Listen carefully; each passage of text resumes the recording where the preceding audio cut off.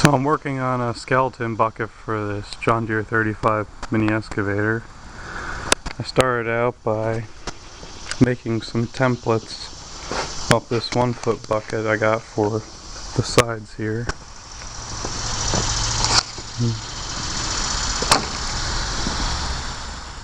This is the quick coupler cut out, and then I got one for the 1/2-inch side cutters here. That's what I'm working on right now, cleaning it up with the grinder after I cut it with the torch. And then I got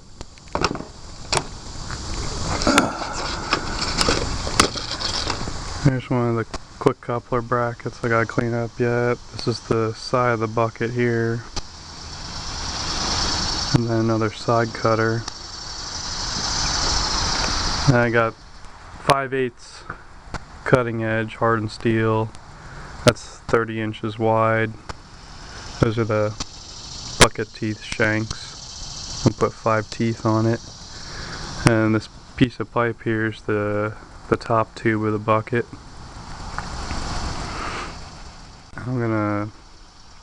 I got this 5/8 round bar, same thickness as the cutting edge. I'm gonna bend that to the shape of the bucket, and then put a bunch of cross pieces in between it. I'm gonna go for 3-inch holes in it. This is 1/4 inch for the side plate. The side cutters here are 1/2 inch. They take all the brunt of the work. The side cutters, or the side plates, they don't really see a whole lot of wear. And then the quick coupler for the machine, that's 1/2 inch. The factory one's 5/8, but I got 1/2 inch here. So hopefully I'll get some of this welded up today. So now what I'm going to do here is these side cutter plates, I'm going to notch them for around the outside bucket tooth and for the cutting edge. So I want my side plate to sit flush with the bottom of the cutting edge. And then I'm going to take the round bar for the skeleton, I'm going to butt it up to the edge of the cutting edge. And that'll give me the place to tie into for the side bars for the skeleton, because the plate will be down here.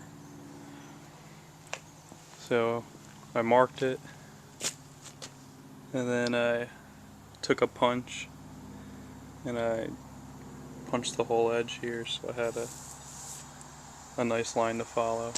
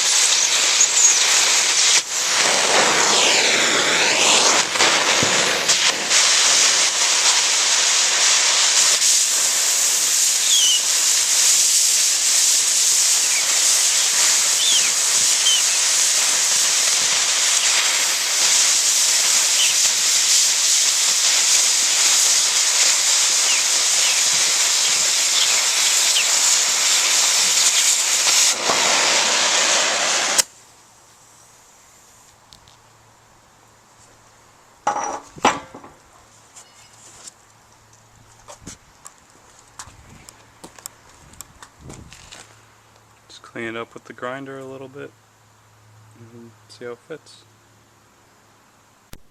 So I changed it a little bit. That's the way it's going to sit now. I slid it forward some. And that round tube will get welded across there. and that side plate gets put in there. So now I'll just transfer this over to this one.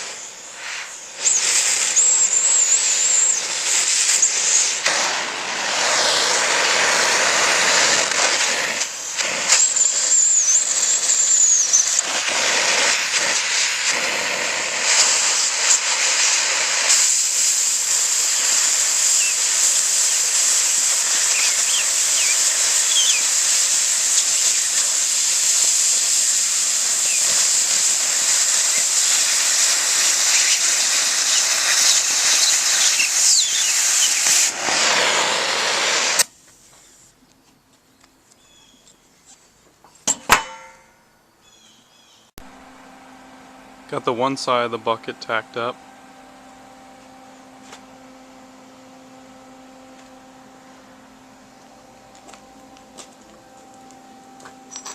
That 1/4 inch is flush on the inside to that side cutter, and then stepped in a little bit on the outside. Got the other side tacked on. Surprisingly, I got a pretty square. I'm gonna just tack a piece of angle across the back side, keep the bottom from twisting, put the top tube in. Hopefully that'll keep it square. Got the cross tube on.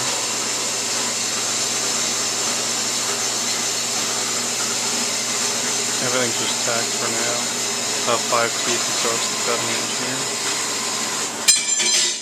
Just cut a piece of round bar. I'm going to put it the top and the back here. And then I'll have a piece of plate from this cross tube over to that round bar, and then round bar to make the rest of the skeleton. Here's the rough cut quick coupler plates. The end of where the skeleton will be a piece of plate in here, and then from here down to the cutting edge I'm going to bend 7 pieces of round bar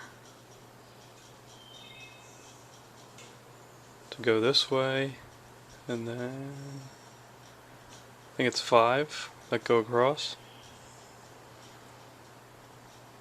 So those 5 that are going across, I'll cut a bunch of 3-inch pieces to go between the ones that go like this.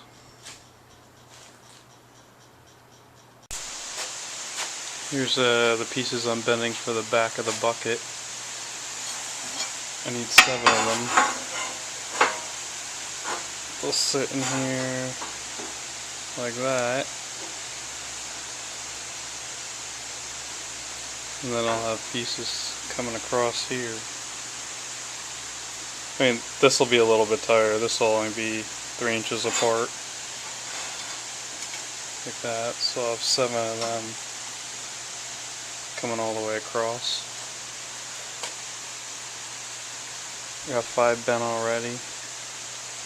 And I'll tack them in, and then I'll start cutting the cross pieces, tacking them all in. This is how I've been bending the pieces for the back of the bucket. I just got a bushing welded on the side of the 1 foot here, and then a bunch of scrap welded around the circumference of the back. And I'll just pull down on it.